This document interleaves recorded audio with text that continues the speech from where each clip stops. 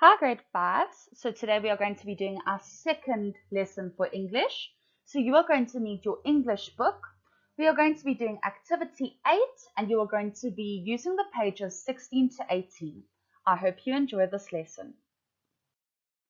Today we are going to be learning about metaphors. So metaphors compare one thing to another without the use of like or as. Remember, if you use like or as, you are using a simile, but a metaphor is different. So a metaphor says that one thing is another.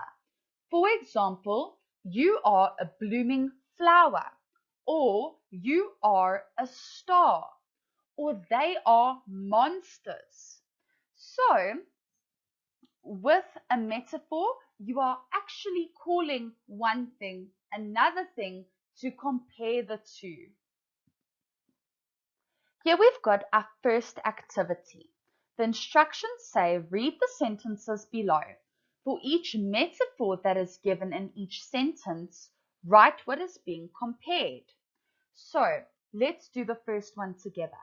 My brother was an angry beast when I took his phone.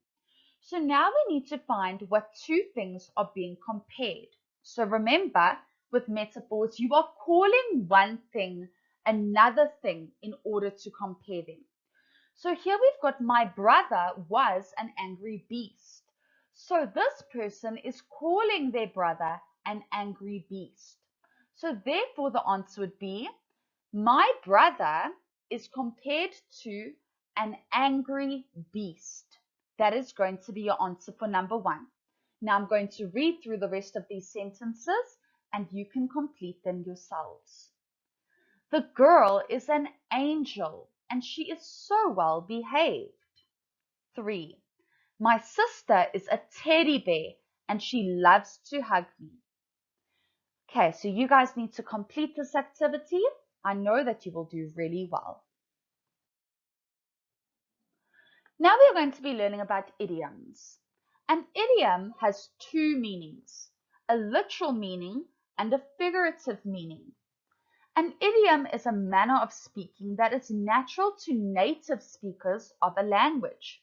For example, I'll give it a shot, meaning I will try it out. So with literal meanings, that is a meaning that is actually taking place. So if we had to use the example, I'll give it a shot, the literal meaning would be that a person is actually going to take a gun and shoot it, or an arrow and shoot it. But then we've got the figurative meaning, and this is how idioms are meant to be understood. So when the person says, I'll give it a shot, everybody knows that they mean they are not going to shoot a gun. It means that they are going to try something. Now, when it says that an idiom is a manner of speaking that is natural to native speakers of a language, it means that idioms are natural to people who have a certain language as a home tongue. So they were brought up speaking this language from when they were really tiny babies. Okay, now we've got activity 2. So your instructions say, it depends on what's written in your book. So in your book, it might say, write the literal meaning of the idioms below. But remember, literal is what is actually happening. So I think that it's supposed to be write the figurative meaning of the idioms below. So we're going to discuss the literal and the figurative meanings of all of these idioms. 1. I have butterflies in my stomach. Now, if you've got butterflies in your stomach, in a literal sense, that means that you've actually got butterflies busy fluttering around in your stomach, which isn't really possible. But the figurative meaning would be that somebody or you are feeling nervous. Okay. Then 2, he is as fit as a fiddle. So the literal meaning would be that they're being compared to an instrument, really. There isn't actually a great way to describe the literal meaning. But when a person says that a person is as fit as a fiddle, they are saying that that person is very healthy. 3, he has a chip on his shoulder. So when a person says this, they are not talking about an actual chip that somebody has got on their shoulder, whether it's like a slap chip or a salt and vinegar chip or something that has been chipped out of them. It is usually referring to somebody that feels entitled. So this means that a person feels that they deserve something that they actually don't. It could also be referring to a grudge that somebody could be holding. So they're not letting go of something that has upset them. 4. We roll out the red carpet when visitors come to stay with us. Now, the literal meaning would be that whenever somebody has a visitor, they get a red carpet and they roll it down before the person walks onto it. But the figurative meaning would be that they treat their guests like famous people. So they treat their visitors like famous people. They do everything that they can to please them and make sure that they give them the best. Then 5, don't be down in the dumps. Now, the literal meaning would be if somebody was busy chilling or relaxing in like a dustbin or in a dirty place. Okay, but the figurative meaning would be don't be sad, don't be down. Okay, so it's something that a person could say to another person to try to cheer them up. So please remember this is an activity, so you need to write down the meanings that we have just discussed of these idioms. Now we've got proverbs. Now many people think that proverbs and idioms are very similar. So with proverbs, they are sayings that express a truth or a belief. So proverb also has two meanings, a literal meaning and a figurative meaning. For example, a friend in need is a friend indeed. So now what this means, and it is very true, is that often when a person needs something, then they will come and be your friend if you can help them. So proverbs are sayings that show something that is true. Now, if you look at this little image I've put here, the table, we're going to go through a few of the proverbs and their meanings. Don't count your chickens before they hatch. So the literal meaning would be you having eggs and then saying, oh, I'm going to have 10 chickens. But sometimes the eggs don't hatch.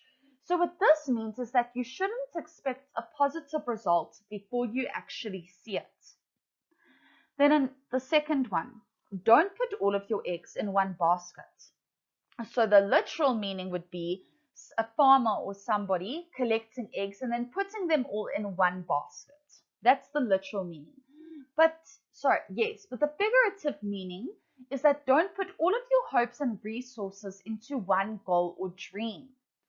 Okay, then let's look at the last one. There is no place like home. Okay, so the literal meaning could be that there is no other house that looks or feels like your home. And the meaning is that your home is the most comfortable place in the world. So that is the figurative meaning. Okay, so now we've got your activity. Write the literal meanings of the proverbs below. Number 1, first come, first serve. So this has to do with anything in the service industry. The first person to get at the front of the queue or at the restaurant will usually be helped first. Then 2, beggars can't be choosers.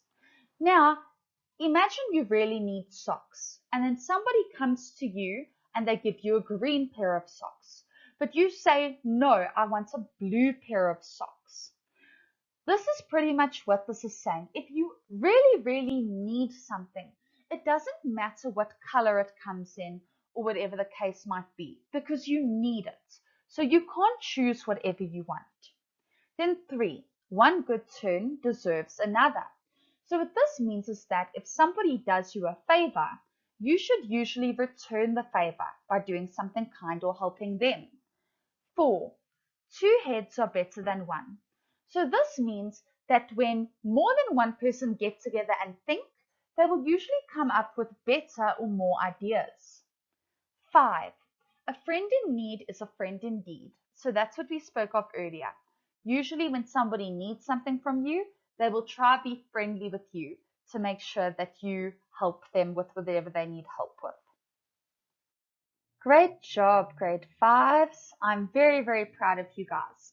So let's just quickly do some revision. We've learned about metaphors. So that is comparing one thing to another by calling something what you are comparing it to. For example, she is an angel, or they are monsters. Then we learned about idioms. So these have literal and figurative meanings. And they are usually sayings that people that have been brought up using a language will use. Then we've got proverbs.